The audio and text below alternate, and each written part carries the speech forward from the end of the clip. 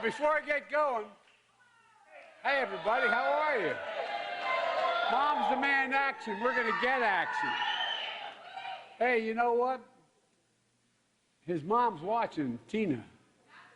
Tina, I don't know, I wish you were here. I could meet you, but they say and they speak with a little bit of an accent in southern Delaware, talk at you like this, you know what I mean?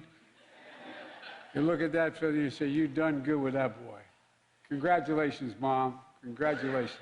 Thank you, Mom. Please have a seat. Well, you know, I don't know whether you know this or not, because of the previous president, Jimmy Wilson. Jimmy, Williams, the only reason I'm standing here is you guys, not a joke, when I was running with Barack, things were slowing up a little bit, and I asked for help. You guys got in a bus and got a bus, and you're the reason why I'm standing here. I was vice president then, and I'm president because of you guys.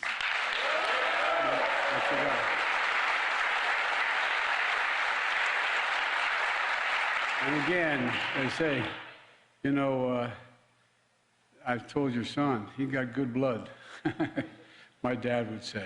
But thank you all very, very much. And it's great to be here with Josh Shapiro, I predict he's going to be one of the best governors in the history of the state. Where are you, Josh?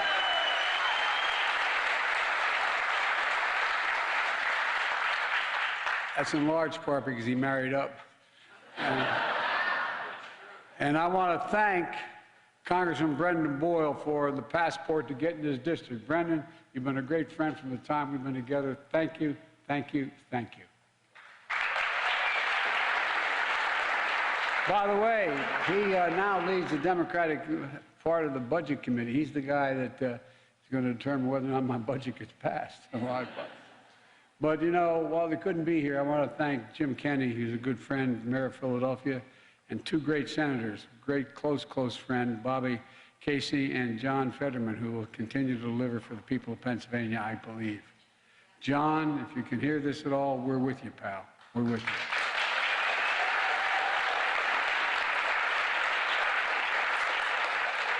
Everybody asks why I ever moved from Scranton. I moved from Scranton because we live 5 blocks from the Caseys. You think I'm kidding? And I knew as long as his dad was around, I'd never be able to be a senator or governor of Pennsylvania. And then along comes Bobby. Anyway, great family and great friends. Folks, here's why I'm here today. For too long, working people have been breaking their necks, but the economy's left them behind. Working people like you, while those at the top get away with everything and get everything. One of the reasons why I ran for president, and I mean this sincerely, you may remember when I announced this, there were 3 reasons I was running. 1, to restore the soul of America, restore some decency and honor to the system. And 2, to rebuild the backbone of the country, the middle class. And the middle class does well, the poor have a way up, and the wealthy still do very well. And the 3rd one is to unite the country. Didn't think we could do that. But as we've seen all the talk about we never get any cooperation from the other team, the last 2 years, we passed some pretty big things with bipartisan support. You know, I ran to grow the economy from the middle out and the bottom up and not the top down. And I know when I grew up, my dad's kitchen table, not a whole lot trickled down economics into my kitchen table for my dad. That's why I wanted to come here today and lay out the next part of my economic plan. My budget I'm sending to Congress today. And if I could hold for just a second, I want to be clear, and I'll be clear to the press as well.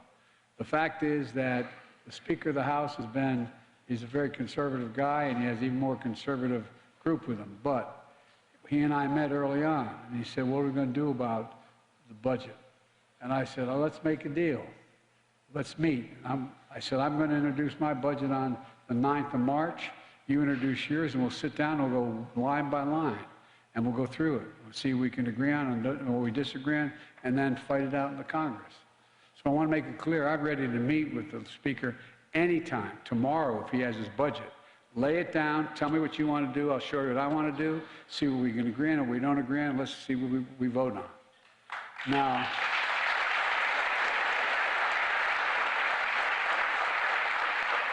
I'm not going to lay out the entire budget. That would take the rest of the day.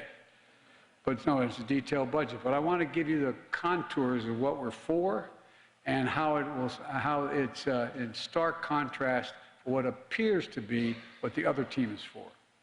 And my dad had an expression. Someone would come up to my dad and say, "Let me tell you what I value, Joe." And my dad would say, "No. Show me your budget. I'll tell you what you value." No, I'm serious. My expression my dad would use: "Show me your budget. I will tell you what you value." Well, folks, let me tell you what I value with the budget I'm releasing today. I value everyone having an even shot, not just labor, but small business owners, farmers, and so many other people who hold the country together who've been basically invisible for a long time. So at the end of the month, after working like the devil, they just have a little bit more breathing room, as my dad would say. After you pay all your bills, you're sitting at that kitchen table writing out the last bill, do you have just a little bit of breathing room left? So my budget reflects what we can do to lift the burden on hardworking Americans. And there's more than one way to do that. And that's would bring us down to everyday cost. How much do things cost? It's not just whether inflation. We brought down inflation 7 months in a row. We're going to whip it. But in the meantime, there's other ways to take what is inflation in your budget. I won't embarrass them by pointing out, I don't have permission, but I just met a woman who has health care costs that are $600,000 a year, $7,000 a month. Well, guess what? How can you possibly deal with that? Well, we just dealt with it, by the way. We just dealt with it. For example, prescription drugs. We pay more for prescription drugs in America than any other advanced nation on earth. Let me say that again. In the United States of America, for whatever prescription drug you're buying, you're paying more than any other nation on earth as an advanced nation. We're finally beginning to change that. I've been fighting that for over 30 years. Because of a law that I worked on and for decades, and that I just signed last year, we took Big Pharma on, and we won. For the first time, we won.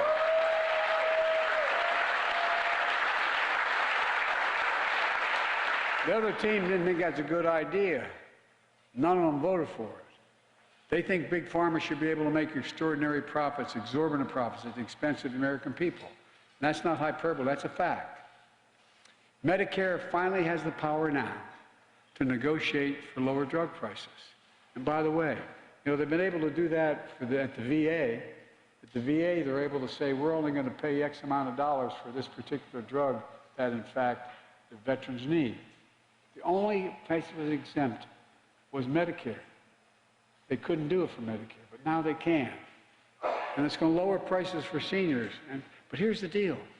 Not only, for example, the woman I just mentioned, by the beginning of 2025, she'll not have to pay more than $2,000 a year total amount for drugs. $2,000. So folks, it's not just going to save people's lives and save people money so they don't have to go bankrupt to try to stay alive. It's going to save the government. It's going to reduce the deficit this year, $160 billion. These guys keep saying, how are you going to cut the deficit? Well, guess what? If your tax dollars don't have to go out paying all that exorbitant price for Medicare to drug companies, and it's rational, it's going to save $160 billion in tax dollars.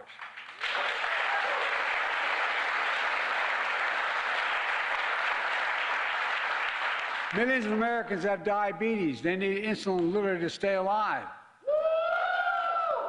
How many people know somebody who needs insulin for their diabetes? Raise your hand. Well, they're paying somewhere between $400 and $700 a month now, or were until last month.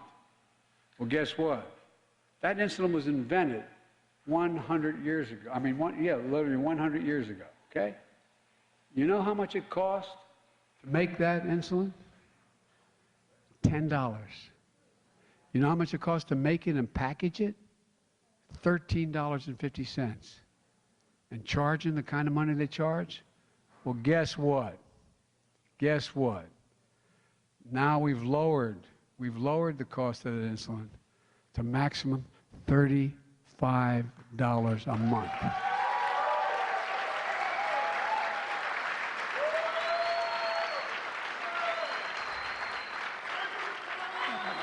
I was at a town meeting in Northern Virginia last year. And a woman stood up, and she was a little embarrassed to speak. She said, "I have 2 daughters with diabetes, and I can't afford the insulin." And she talked like that. And she said, "And we have to split it sometimes." Can you imagine looking at your son or daughter and knowing you don't have the money to pay for the insulin to keep them alive and healthy? Not a joke. Talk about being deprived of your dignity. Well, not anymore. Seniors on Medicare don't have to pay more than $35 a month. And guess what? When not only I thought we should cut it for everybody to $35 a month. But my friends and other team knocked it out. I didn't have the votes. I lost by a couple votes. Well, guess what? Capping the cost for everybody at $35 a month, especially those 200,000 children with type 1 diabetes. Well, here's what happened. Eli Lilly, one of the world's biggest drug companies, just announced it's capping the cost of insulin at $35 a month. Now, how are the rest of these folks going to charge more than that when you can go to Eli Lilly and buy it for $35 a month? So, folks, it's going to save a lot of lives, but also it's going to give parents back the dignity they've been deprived because they can't take care of their kid for something that's so basic and so important. But again, the MAGA Republicans want to take away the law. One of the things they've announced, they want to do away with the Inflation Reduction Act. Okay, well, we have a difference in budget ideas, man. More than budget ideas, but anyway. And by the way, how many people, maybe even some of you know people who stared at the ceiling last night wondering, God forbid, if I get pancreatic cancer, my wife gets breast cancer, something happens, what's going to happen? How are we going to pay the bills? I could tell a story, and my dad would probably be mad my telling it were he alive. We lived in a 3-bedroom split-level home. Nice, I mean, it was a nice home. We were a middle-class family with 4 kids and a grandpa.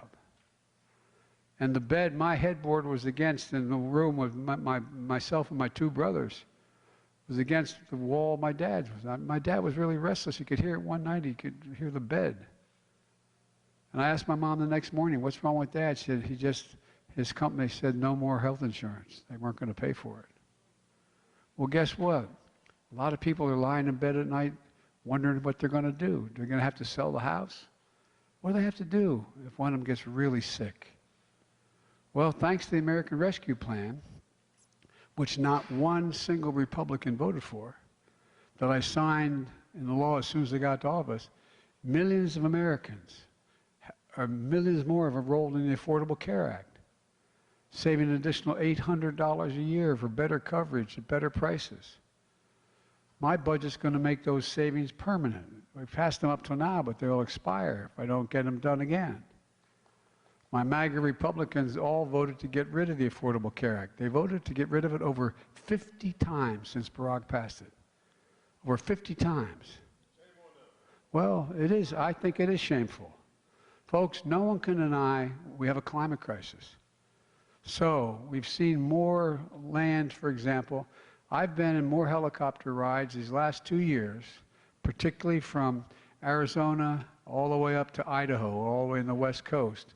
More forests have burned to the ground than the entire state of Maryland, the entire size of the state of Maryland.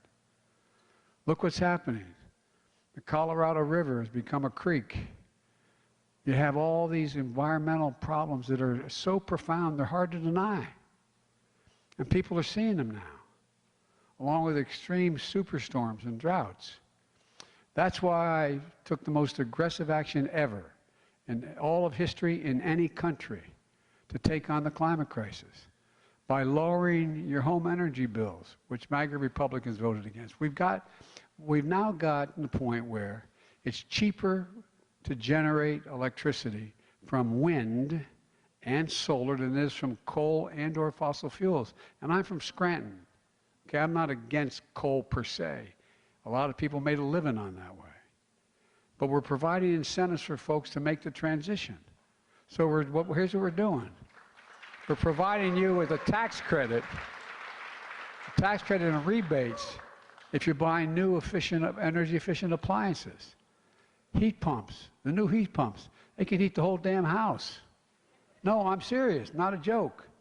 Well, if you need a heater and you need to buy one of those heat pumps, you get a tax credit for doing it. And water heaters, tax credit to weatherize your homes with better windows and doors. I gathered together leaders from American Auto Workers in the South Lawn of the White House, all the American manufacturers. And it was 2 years, a year and a half, well, 2 summers ago. And guess what? They all agreed within the next month. They came to me and said, we're going to go all electric. We're going to go all electric. And that's going to save billions of gallons of gasoline burning into the air. It's not only going to save the environment, it's going to help create really good paying jobs. We're providing tax credits for folks who buy electric vehicles to encourage them to do it. We're still going to need combustion engines. We're going to still need oil for the next 10 to 15 years, because all of a sudden they're not all going to go away. But all this is going to lower energy costs for families on an average of $1,000 a year and create good paying union jobs.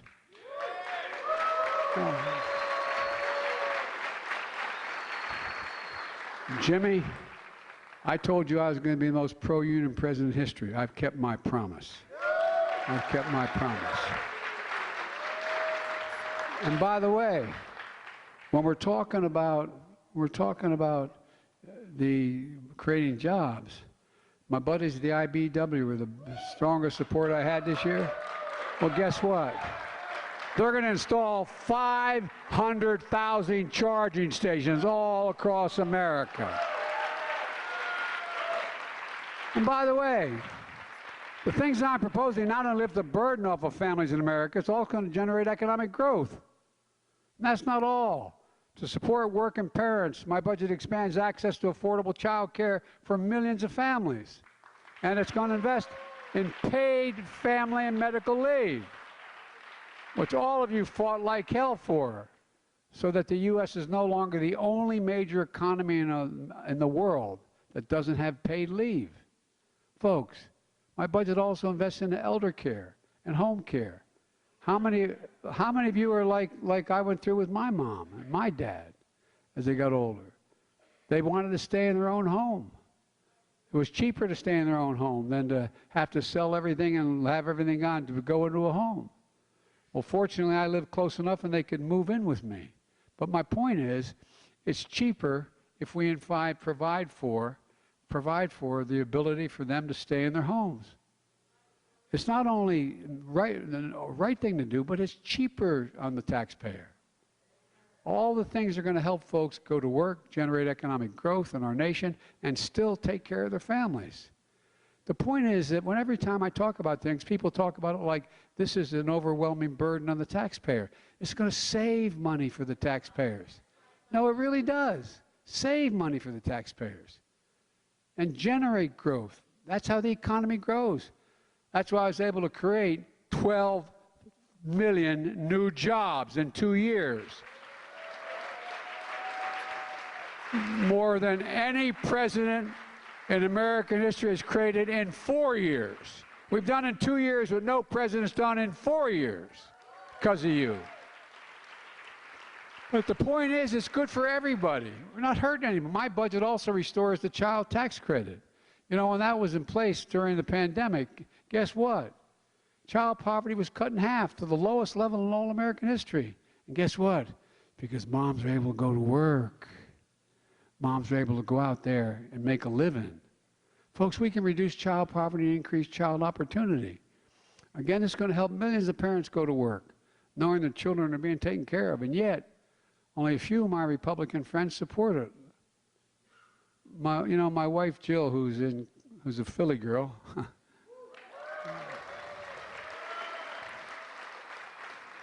If I didn't root like hell for every Philadelphia team, I'd be sleeping alone. Oh, you think I'm kidding. Jimmy knows oh, whoa. Anyway, she's in class today teaching. She has an expression she uses for real. He said, any country that out-educates us will outcompete us. Let me say it again. Any country that out-educates us will outcompete us. For decades, we were the only country in the world. We led the world economically. We were the only economy in the world that was moving that fast because we had the best educated public in the world. We started before any other country. Other had higher education, was more sophisticated, and a lot of private institutions. But everybody in America at the turn of the 20th century said that we could go to school for free for 12 years.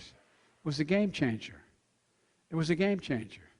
But the rest of the world has caught up. We all know 12 years is not enough to succeed in the second quarter of the 21st century. Seriously, 12 years is not enough.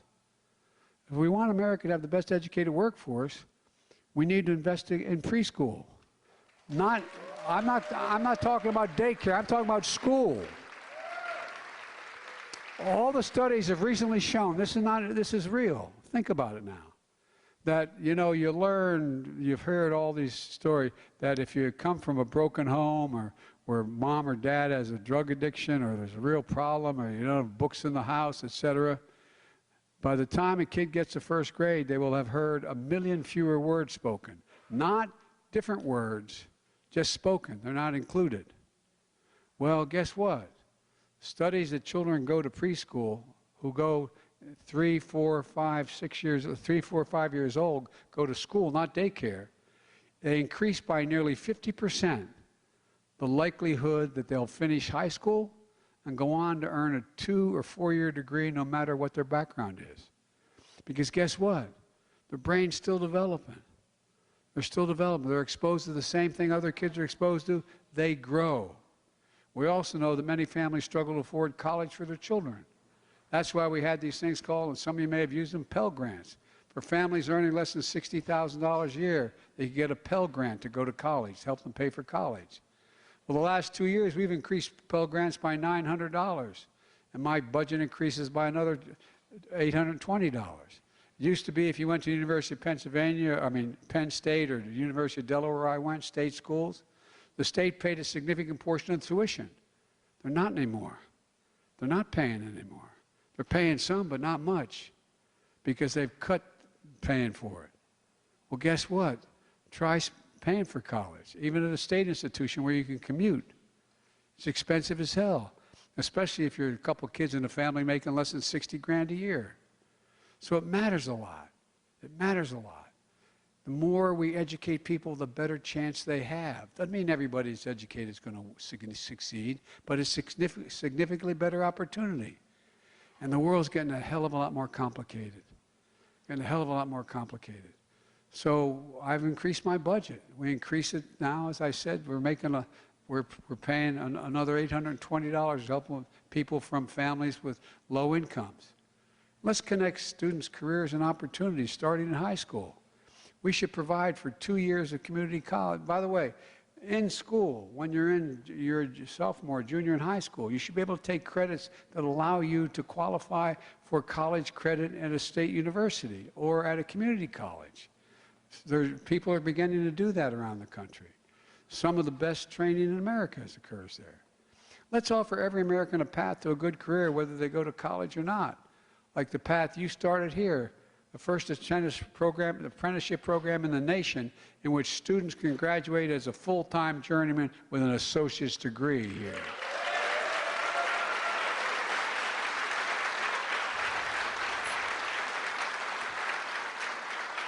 In the past 2 years, we've created, as I said, 12 million jobs, more than 2 years than any president's done in 4 years. I don't have to tell the union workers here that includes 800,000 manufacturing jobs in 2 years. 2 years. We've also seen more people apply to start small businesses than ever before. Not just unions, it's small businesses. People are now, more people, what's someone making an application to start a small business? It's about hope. It's about hope. In the last several decades, corporate America things began to change. I come from the corporate state of the world, Delaware. Literally, more corporations are incorporated in the state of Delaware than every other state in the United States combined. It used to be, when I was in high school, when I first got started, those corporations had some greater social responsibility. They paid higher taxes. They actually saw to it that they trained their employees. They don't train them anymore. I met with, when I was vice president, I met with the Secretary of Commerce, and we met with 300, and don't hold me to the exact number, 347, 46 CEOs. And so what do you need most? You know what the overwhelming request was? A better educated public. Well, guess what? Back then, they used to educate their workers. The DuPont company, they buy a new industry, they would educate them how to do it. They don't do it anymore. And one of the other things started happening 3-4 decades ago. American companies started to ship jobs overseas. Why? Cheaper labor. They'd go where they could find the cheapest labor in Asia or Africa, wherever it was. And they'd bring home product made. Well, guess what? We're going to export product and bring jobs home. That's what this is about. I'm not joking. Where is it written? Where is it written that America can't lead the world again in manufacturing? Never underestimate what America can do. We can do anything we set our minds to do. And we know that. We have the world's leading economy. We have the world's best roads, bridges, ports, airports. When we were back in leading the world, we used to have the best infrastructure on earth.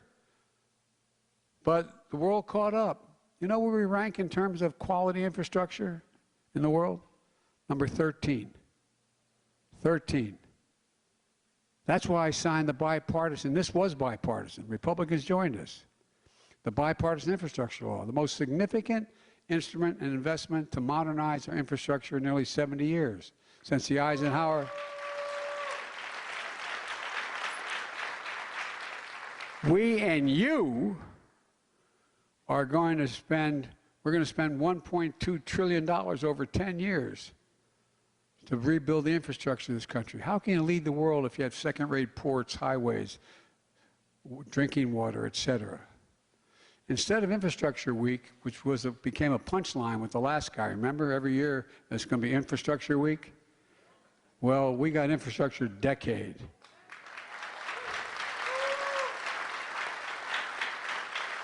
And a modern infrastructure will not only make us more economically competitive, it's going to create more benefits, save money for the country and families. We're going to replace every lead pipe in the United States of America so children can drink water, 400,000 schools, 6 million. We're going to make sure that they're not drinking poison, for real. Every American. That's going to create thousands and thousands of jobs. We're delivering high-speed internet to every home in America, so no parent has to drive up to the McDonald's parking lot to help do the homework with their kid because they can't get on the internet. Every single person is going to be able to do that. But here's the deal. I've been criticized for this next piece. I probably been criticized for a lot before that, too, but for this next piece. The deal is, when we do these projects, we're going to buy American. And here's the deal. Back in 1932, we passed a law that's consistent with international trade that when you give a president money, when they pass legislation and say, Mr. President, go build a new aircraft carrier deck, they said you should buy American. You should use American products and American workers. Well, no one paid a lot of attention to that. They said, well, if it's 40%, it's okay, and so on. Well, guess what? I made sure it's a minimum of 60%, and we're going for 100%, and we're creating a whole hell of a lot of jobs.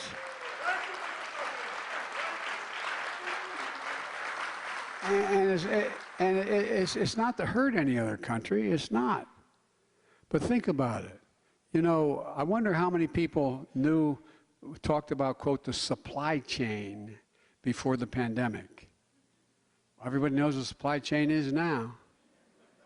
Well, guess what? The reason why we stopped making cars for a while, they became so expensive, we lost the supply chain for computer chips. Because we didn't make it. We invented in America, we miniaturized them, we made them better, and guess what? They went all overseas, in Southeast Asia, other places. So when when the pandemic hit them and they had to close down, we had no access to computer chips. You can't make an American automobile without those chips. You can't make a refrigerator without those chips. You can't make a cell phone without those chips, and so on. So, and I've spoken with my European friends, the heads of state, to make it clear to them, we're not trying to deny them anything. But here's what we're going to do. We're going to be at the beginning of the supply chain, not the end of the supply chain. So, folks, so all the construction materials used in federal infrastructure projects can be made in America. Lumber, gas, drywall, glass, fiber optic cables. And on my watch, American roads, bridges, highways, they're going to be made with American products. In addition to that, we need to get back to leading the world in inventing and innovation. You know, we used to spend 2% of our entire gross domestic product on innovation and science. We now do 0.7%. What I proposed was the thing called the CHIPS and Science Act, to make sure America leads the world in innovation, especially in manufacturing those semiconductors. These are those small computer chips the size of the tip of my little finger that power everyday lives. Cell phones, automobiles, refrigerators, artificial intelligence, so on. America invented these chips. We made them faster, smaller, and more powerful. We used to provide 40% of them to the world. Now, today, we're down to 10%. Today's automobiles need 3,000 of those chips. But American automakers couldn't make enough cars because there weren't enough chips available to them. That's why, remember, the price of cars skyrocketed and they shut down assembly lines? So we did everything from refrigerators to cell phones. We can never let that happen again. Since I've been president, we've already seen companies commit from around the world, from South Korea to in the United States, companies committed $300 billion to build chip factories all across America. $300 billion. From New York to Ohio to Arizona, in Ohio outside of Columbus, I've referred to as the Field of Dreams. Intel came to me and said they wanted to invest. They're going to invest $20 billion, it's already started, to build 2 chip fabs, they call them, factories. Well, guess what? It's going to create 12,000 jobs. Excuse me, yeah, I think it's 12,000 jobs. 7,000 of them are going to be construction jobs. And the rest are going to be jobs working in those factories. You know what they're going to happen, those working in those factories? You don't need a college degree to work in those factories. The average salary is going to be $130,000 a year. So, folks, but my budget's about more than chips. It's about science as well. Like I said, we used to do 2% of our gross domestic product. We're doing research. Today, it's now less than, we're getting closer to 1%, but it's less than 1%. We used to rank #1 in the world in research and development. You know where we rank now? Number 9. China was number 8 a decade ago. Guess what? They're now number 2. Number 2. This new law on my budget will deliver funding to help us lead the world again. My budget also invests in critical issues that matter to families, increasing the supply of affordable housing, lower rental costs, and make it easier to buy a home, all of which will generate economic growth and prosperity. I said to my introducer, he said, I bought a small home and I worked on it. I said, guess what? That's how every middle-class family came to be. Why? Because you build equity in that home. And after 2 years, 5 years, 10 years, you may have $10,000, $20,000, $30,000 in equity. You can borrow against it to send a kid to school. You can borrow against it to do a lot of things. And so, folks, look, MAGA Republicans are calling for defunding the police departments. and defunding the FBI now. That's a good one. I like that one. Well, guess what? And the refusal to provide funding is going to keep communities safe and secure. We talk about about crime. Well, it's outrageous. My budget invests in public safety. It includes funding for more training, more support for law enforcement, at a time when they expect to play many roles. We expect our cops to be social workers. We expect them to be psychologists, mental health counselors. You know, more cops are killed responding to domestic violence calls than anything else. Do you know that? Well, folks, I don't want to defund them. They need more help. We don't expect a cop to be everything from a psychologist to a counselor. These departments need more investment in this kind of help. And we're going to fund proven strategies for accountable and effective community policing so cops know the communities they serve. And the communities know them. We got to get cops back on the street. Back on the street in the communities they know. Where they know the people, where they stop in and they know the guy who owns the liquor store. They know the preacher who runs the local school, the local ministry. They know the person who runs the local grocery store. When we did that in the Biden crime bill, crime just plummeted because they know folks. I remember I was in Wilmington. My son used to be the Attorney General of the state of Delaware. And he'd have his folks go out and knock on the doors. And there was a lady who called who lived on 4th Street, in an area that's kind of tough. She had rented one of these old Victorian homes, you know, the kind that have a outcropping on the corner of the... And she could hear the gangs below getting ready to do what they're going to do. But she's scared to death to call anybody because she knows if they found out it was her, they'd be back. So my son made sure the cops gave their phone numbers to the people in the neighborhood with a commitment they'd never say where they got the information. And guess what? Violent crime dropped because she could pick up the phone and call and say, they're outside. I can hear them. They're talking about this we're going to do. Cops need help. There's some bad cops, by the way. What we did, my Justice Department just did in Louisville, Kentucky, was long overdue to put those suckers in jail.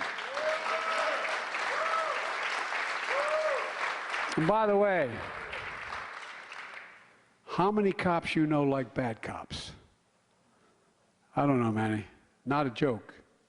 We're going to provide 100,000 more community policing officers nationwide and invest in tens of thousands of more school nurses and school counselors and mental health help. And going to save communities billions of dollars over time. Every community needs, especially in the wake of this pandemic. Let's be clear about another key point in my budget. I guarantee you, I will protect Social Security and Medicare without any change. Guaranteed. I won't allow them to be gutted or eliminated, as MAGA Republicans threaten to do. MAGA Republicans' proposal is not an answer. On Social Security, my budget will not cut benefits, and it will definitely won't sunset programs like some of my MAGA Republican friends want to do. It'll secure Medicare through 2050 and beyond, ensuring that the vital program keeps going strong for generations without cutting a single penny in benefits. And by the way, did you all happen to see any of the State of the Union address? Well, yeah, when those folks stand up there, liar, liar, Biden's a liar. That gentle lady from the state of Georgia, mountains there. Well, no, I didn't say it for that reason, but here's the deal. They said lie. I said, well, let me ask you, how many of you out there commit you won't cut Medicare or Social Security? And they all stood up and raised their hand and said, we won't do it. Well, guess what? They're all on camera. I'm counting on them keeping their word.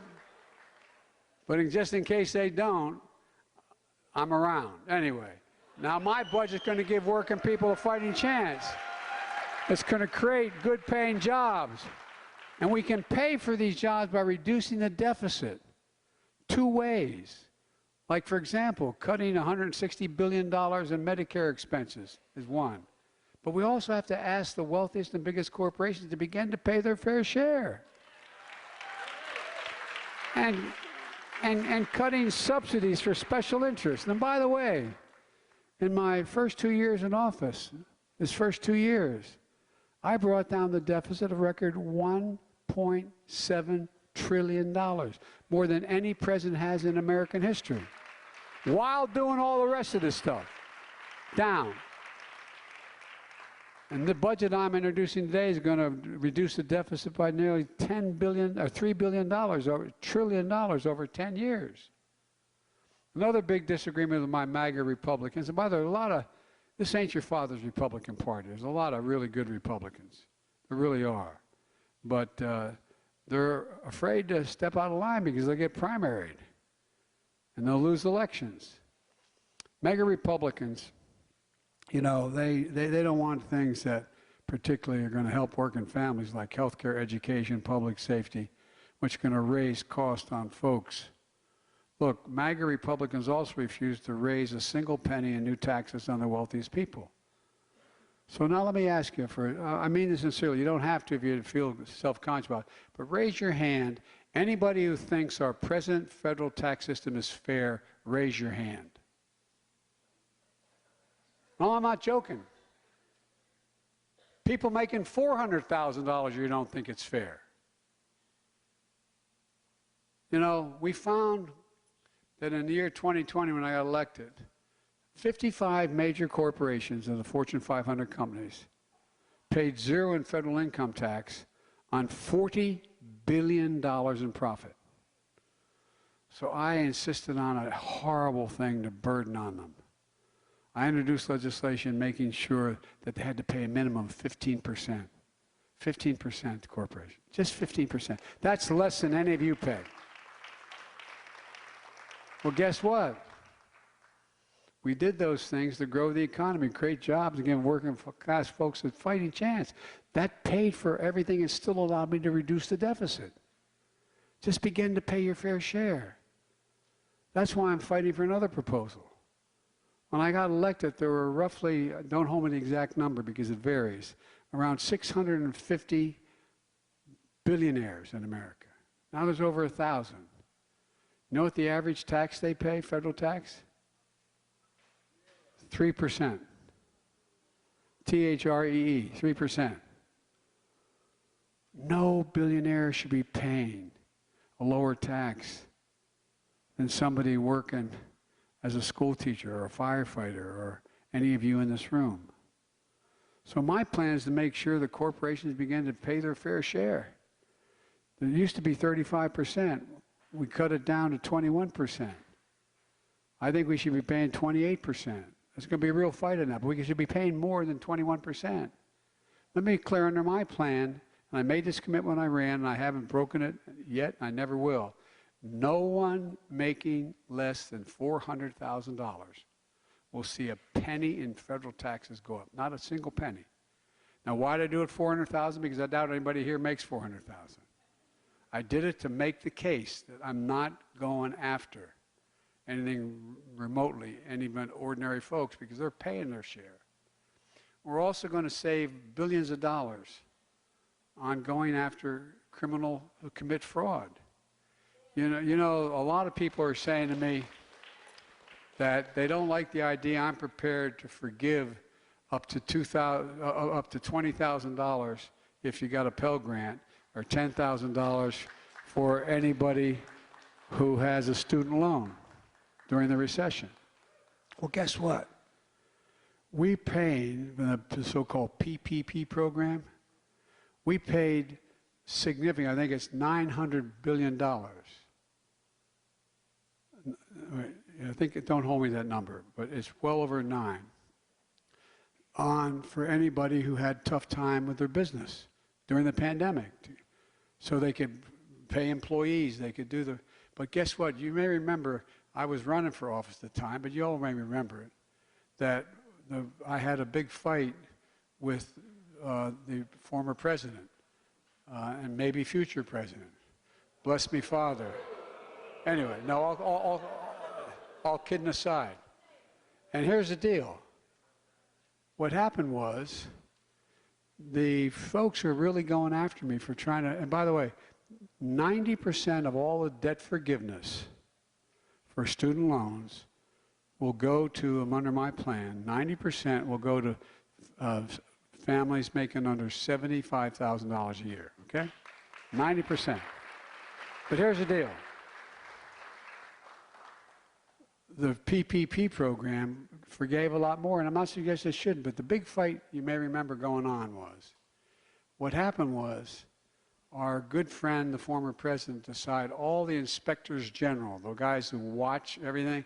I did a major program under Barack Obama. He asked me to dealing with the deficit reduction plan that went on. And guess what? I had all these inspectors checking every decision I made to make sure they were legit. He fired them all. I said, you shouldn't do that. Well, guess what? Now we're finding out there's billions of dollars stolen. So my Justice Department is now going after them. We're doubling down on prosecuting criminals who stole relief money meant to keep workers and small businesses afloat during the pandemic. And we're going to triple our anti-fraud strike force, double the statute of limitations. We have more time to go after these guys. Crack down on identity fraud and criminal syndicates who stole billions of dollars from the American people. And the studies show for every dollar we put into fighting fraud, taxpayers get back $10, 10 times as much. And let's get something else straight. My budget cuts wasteful spending by getting rid of special tax breaks for big oil companies who made $200 billion in profit last year in the midst of a worldwide recession. $200 billion. And folks, over the last 2 years, we made a lot of things, a lot of progress with Republican help as well.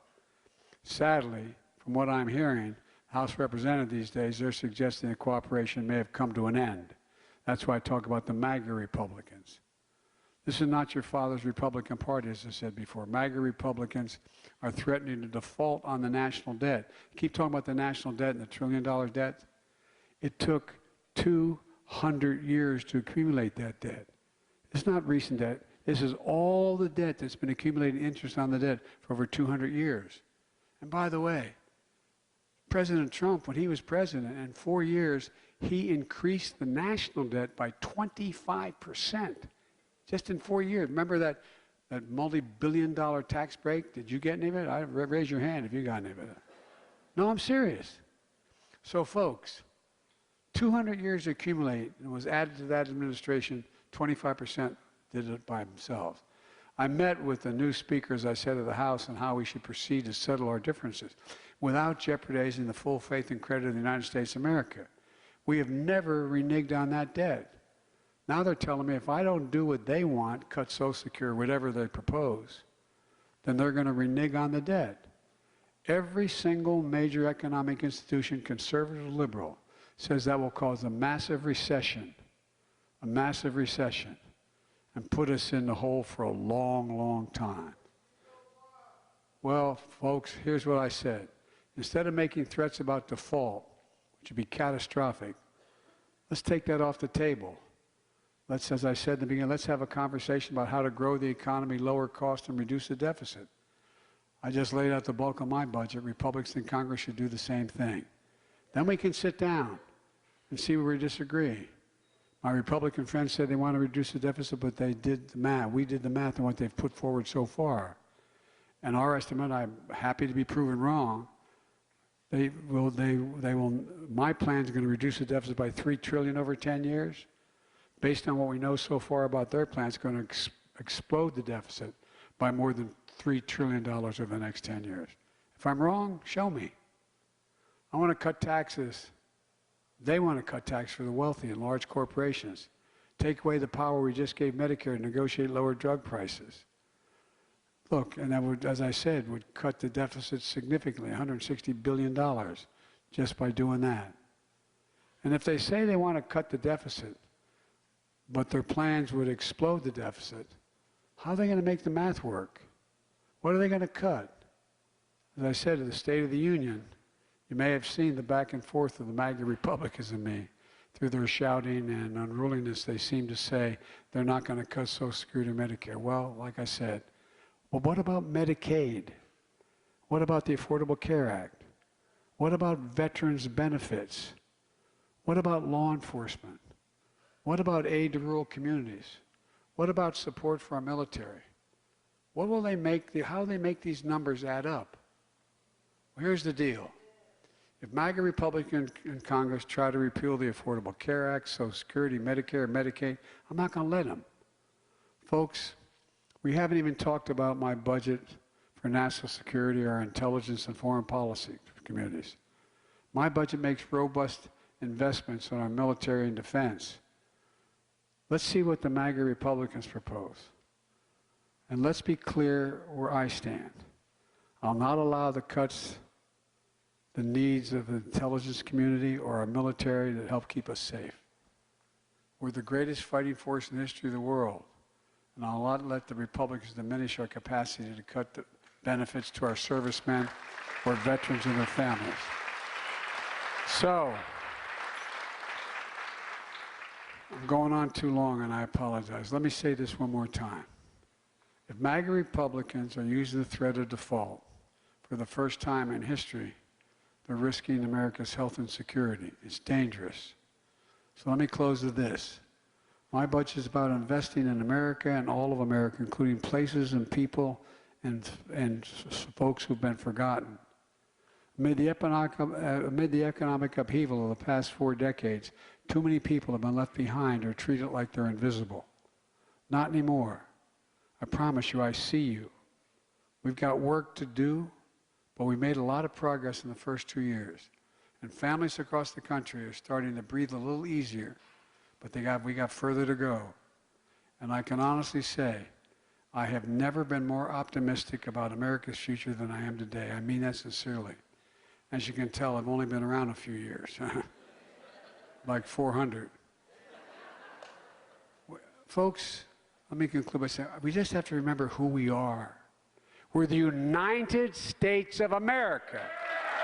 There's nothing beyond our capacity. I mean it. Nothing beyond our capacity if we do it together. So God bless you all, and may God protect our troops. Thank you, thank you, thank you.